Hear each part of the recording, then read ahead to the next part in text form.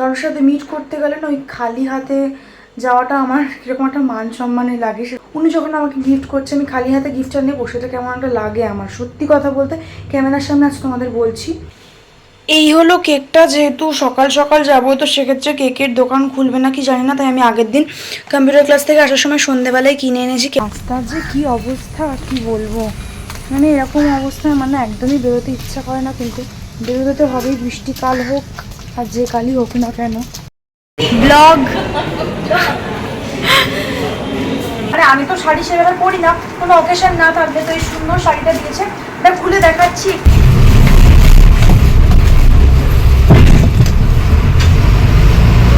কালকে আমরা যাবো শ্যামসুন্দরী মায়ের মন্দিরে সবাই মিলে সকালবেলা।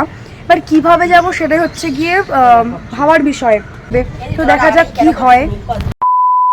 Good morning everyone, welcome back to the channel to a new blog. আশা করছি তোমরা সবাই ভালো আছো এবং আমিও খুব খুব খুব ভালো আছি, সুস্থ আছি। অনেক তো মিনি ব্লগ বানাই, তো মিনি ব্লগে তো সেভাবে মন খুলে তোমাদের সাথে ওই 1 মিনিটের ভিডিওতে কথা বলা যায় না, সেই জন্য ভাবলাম আজকে একটা লং ব্লগ বানাই। আজকে সারাদিন অনেক কিছু করার আছে, ওই 1 মিনিটের মিনি ব্লগে সত্যি শেয়ার করাটা ইম্পসিবল হয়ে যাবে, সেই জন্য। তো কালকে একটা জায়গাতে যাওয়ার আছে, মানে খুব ভাইরাল সেই জায়গাটা। এত দুর্যোগ, মানে দিন ভোর এইভাবে অন্ধকার করে বৃষ্টি হচ্ছে, এখনও বৃষ্টি হচ্ছে। তো আদৌ সেই জায়গাতে যেতে পারবো কি না সেই জন্যই রিভিল করছি না, আগে থেকে বলাটা উচিতও নয়। তবে আমার মন যখন চেয়েছে আমি সেই জায়গাতে যাবই, চেষ্টা করবই। তো যাই হোক, আজকের ভিডিওটা তোমরা দেখতে থাকো। এখন আমি ঘরে একা রয়েছি, তার কারণ মাম্মাম গেছে পুজো দিতে। আজকে হলো শনিবার, শ্রাবণ মাসে শনিবার করে মাম্মাম উপোস করে, সেই কারণে। টাটা।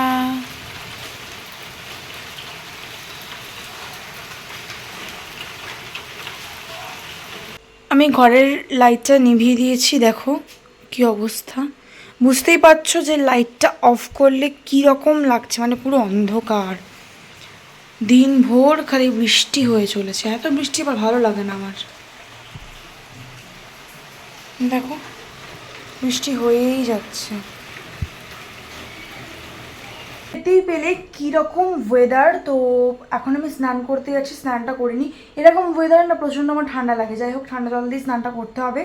তো 9:30 থেকে 10টা যে কোনো একটা টাইমের মধ্যে আমাকে বেরোতে হবে। যাব হলো হসপিটালে, আমার বাপি যে হসপিটালে জব করে সেখানে একজন ডক্টর আন্টি আছে যিনি আমাকে খুব ভালোবাসে, আমাকে প্রচণ্ড গাইড করে বলতে পারো তোমরা। তো আন্টি আমাকে মেসেজ করে ডেকেছে। আমার বার্থডে গেল জুলাইতে, তোমরা সবাই জানো, ব্লগ অলরেডি পোস্ট করা রয়েছে। তাছাড়াও আমার এইচএসের রেজাল্ট ভালো হওয়ার জন্য আমাকে বেশ কিছু গিফট দিতে চায় উনি, সেই কারণে আমাকে ডেকেছে। এবার কারোর সাথে মিট করতে গেলে না ওই খালি হাতে যাওয়াটা আমার কীরকম একটা মান সম্মানে লাগে, সেরকম মনে হয়। কার কার আমার মতো এরকম হয় একটু বলো তো। ওনারও বার্থডে ছিল, সেই জন্য আমি একটা কেক কিনেছি, বার্থডে কেক। ওনার নাম লিখেছি সঙ্গীতা। তো আন্টিকে ওইটা আমি গিফট করব। উনি যখন আমাকে গিফট করছে আমি খালি হাতে গিফটটা নেবো, সেটা কেমন একটা লাগে আমার। সত্যি কথা বলতে ক্যামেরার সামনে আজ তোমাদের বলছি, এবার কেকটা উনি ক্যামেরার সামনে কাটবে কি না সেটা ওনার ব্যাপার, তার কারণ হসপিটালে তো কেক কাটার নিয়ম নেই, তো সেক্ষেত্রে প্রবলেম হতে পারে। বাট আমি ওনাকে দিয়ে দেবো, উনি বাড়ি নিয়ে চলে যাবে। তো যাই হোক, কী হয় না হয় সবটাই তোমাদের সাথে শেয়ার করবো। বিকেলে আবার মামা বাড়ি যাওয়ার কথা আছে। তো যাই হোক, তোমরা পুরো ব্লগটা দেখতে থাকো। এই হলো কেকটা। যেহেতু সকাল সকাল যাবো তো সেক্ষেত্রে কেকের দোকান খুলবে না কি জানি না, তাই আমি আগের দিন কম্পিউটার ক্লাস থেকে আসার সময় সন্ধ্যেবেলায় কিনে এনেছি। কেমন লাগছে অবশ্যই জানিও। এটা কিন্তু মিউ আমুরের কেক নয়, এটা হলো টেস্ট অ্যান্ড বাইট নামে একটা নতুন কেক শপ ওপেন হয়েছে, সেখান থেকে কিনেছি। আমি জানি না কেমন টেস্ট হবে। দেখো আমি ছোটো থেকেই মিউ আমুরের কেক বা পেস্ট্রি খেয়ে অভ্যস্ত। রেডি হয়ে গেছি, এই যে কেক নিয়েছি, আর বাপি একটু আগে ওই একদম সুগার ফ্রি ছানার সন্দেশ নিয়ে এসছে, খুব ভালো। যেহেতু উনি মিষ্টি খেতে খুব একটা পছন্দ করে না, সেই জন্য নিয়ে নিয়েছি। এবার বেরোচ্ছি, তো চলো যাওয়া যাক। রাস্তার যে কী অবস্থা কি বলবো, মানে এরকম অবস্থায় মানে একদমই বেরোতে ইচ্ছা করে না, কিন্তু বেরোতে তো হবেই, বৃষ্টিকাল হোক আর যে কালই হোক না কেন। এই যে মাম্মামও যাচ্ছে, তাড়াতাড়ি চলো জল পড়ছে।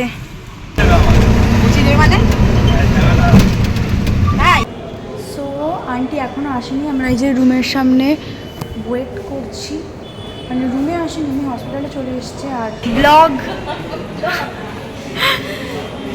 This is for you. কেন আমি জানি। কেকটা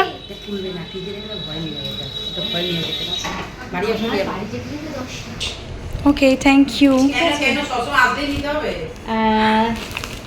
তুই এখন ইয়েতে যাচ্ছিস ক্লাস ফাস করতে, হ্যাঁ, তাই জন্য হ্যাঁ। এটা একটা ইয়ামারি মতন, আচ্ছা, ঠিক আছে?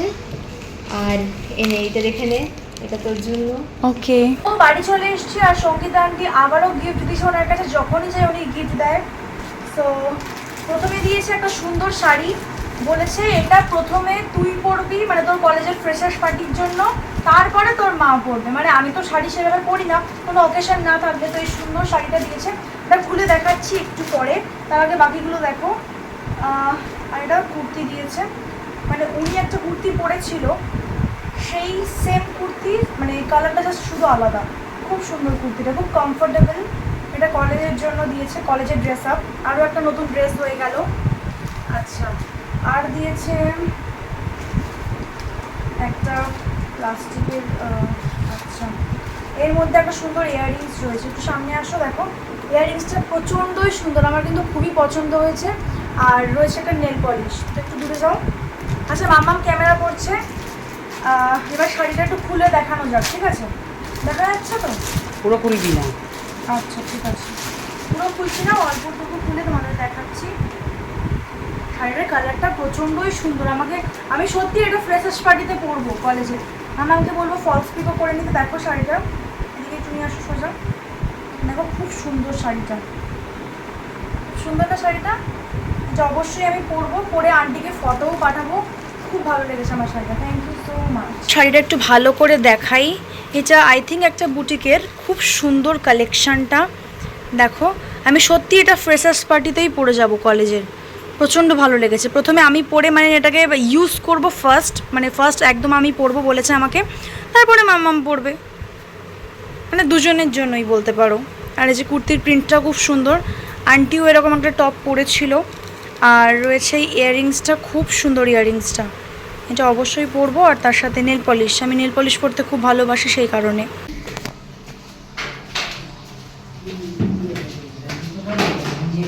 এসছি আমি একটু ছাদে, মামাম ওই জামা কাপড় মেলতে এসছে, একটু পরে তুলে নেব। মেকআপটা রিমুভ করিনি, তার কারণ আমরা মামা বাড়িতে যাব।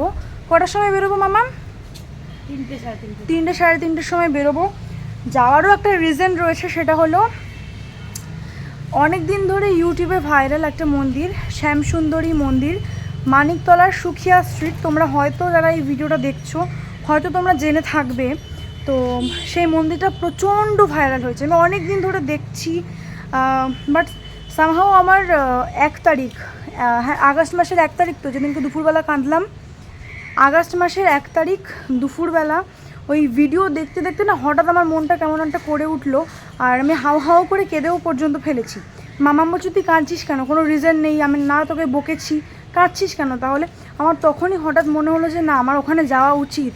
মানে ওই মন্দিরে যাওয়ার জন্য, ওই মাকে সামনে থেকে দেখার জন্য আমি মানে এত কষ্ট হচ্ছিলো যে আমি খুব কাঁদছিলাম, এত পরিমাণে কাঁদছিলাম, মানে বলার কথা না। সেই জন্য সবাই মিলে প্ল্যানিং করলাম, বাধ্য হয়ে আমার মামাবাড়ির ওখান থেকে যাব।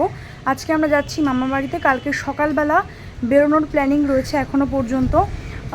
শিয়ালদা থেকে যে কোনো বাসে ধরে সুখিয়া স্ট্রিট যেতে হবে, মানিকতলা। তো আমার মামাবাড়ি তো বেলেঘাটা, শিয়ালদার কাছাকাছি, তো সেই জন্য সেখান থেকে যেতে অনেকটাই সুবিধা হবে। সেজন্য ওখানে যাচ্ছি, সবাই মিলে যাব, গিয়ে মাকে পুজো দিয়ে আসবো। ওই বলে না যে মা না ডাকলে যাওয়া যায় না, আমাকে সত্যি ডেকেছে এবং আমার মন কেমন করছে, সেজন্য আমি যাচ্ছি। তো আপাতত প্ল্যানটা তোমাদের বললাম, বাকিটা মায়ের কৃপায় সব কিছু হবে। আমাদের আগের বছর পুজোর আগে জল ছাদ হলো, তো এখনই দেখো কি অবস্থা ছাদের, এই যে গ্রিন গ্রিন কালারের হয়ে গেছে, পিছল পড়ে গেছে। মামাম তাই জন্য খালি পায়ে সব জামা কাপড়গুলো মেলছিল, মানে এত পরিমাণে বৃষ্টি হচ্ছে দেখো। মানে এখনও 1 বছরও কমপ্লিট হয়নি, পুজো এলে তবে হবে কি? আচ্ছা ঠিক আছে, হ্যাঁ 1 বছর এখনও হয়নি, পুজো এলে 1 বছর হবে, এখনও তো 1-2 মাস বাকি না, তার আগেই দেখো কি অবস্থা ছাদের। আজকে লাঞ্চে খুব ইন্টারেস্টিং একটা খাবার খাচ্ছি, ডাল সেদ্ধ, আলু সেদ্ধ, কাঁচা লঙ্কা আর ঘি দিয়ে, মানে ডাল মাখনি মতো বানানো, 1 বাটি খেয়ে নিচ্ছি। এটাই হচ্ছে আমার লাঞ্চ। আজকে মাম্মা আমার সেভাবে রান্না করেনি, ভাত বানিয়েছে আর এটা করেছে। আমি আর বাবি খাবো, যেহেতু আজকে শনিবার, মাম্মাম শ্রাবণ মাসের শনিবার উপোস করেছে, সেই জন্য এই মানে ভাত ডাল এগুলো তো আর খাবে না, তো বাবি ভাত দিয়ে খাবে আর আমি শুধু 1 বাটি খেয়ে নিচ্ছি। খুবই হেলদি খাবার, এটা খেয়ে চটপট এবার রেডি হব মামাবাড়িতে যাওয়ার জন্য। আবারও তাড়াহুড়ো করে বেরোচ্ছি আমরা, মামাবাড়ি যাব। 3টে অলরেডি বেজে গেছে, 3টের একটা বাস আছে, ফাঁকা পাওয়া যাবে এই সময়টা, সেই জন্য এই সময়টা বেরোচ্ছি। বেরিয়েছি, হঠাৎ করে আবার বৃষ্টি নেমে গেছে, দেখো জোরেই বৃষ্টি পড়ে। আমরা যেই বাসটায় যাব সেটা হচ্ছে এই বাসটা, এই বাসটা আবার ঘুরে এদিকে আসবে। এখন হচ্ছে একটা যাচ্ছে আর একটা ঘুরে আসবে, সেটাতে আমরা উঠবো। এই সময় পুরো ফাঁকা পাওয়া যাবে। হ্যালো করো মামাম, তুমি চশমা পরোনি তো? মাবি হ্যালো করো, তুমিও চশমা পরোনি। আমি এখন দাঁড়িয়ে আছি বাসের জন্য, আর রাস্তার অবস্থা দেখো কীরকম।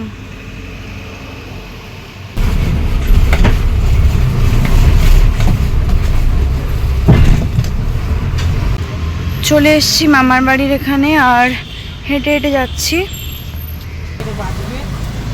বাসে করে এসেছি তো সেই কারণে আর ওই মামার বাড়ির সামনেটা নামাইনি, অনেকটা দূরেই নামিয়েছি, এবার একটু হেঁটে হেঁটে যেতে হবে। আজকে নো ওলা নো উবের, তাই না মামা? এখন ওয়েদারটা ভালোই আছে, মোটামুটি গরম নেই, বেশ ওয়েদারটা মনোরম একটা পরিবেশ, খুব গরমও না আবার খুব ঠান্ডাও না, যেহেতু বৃষ্টি হয়েছে।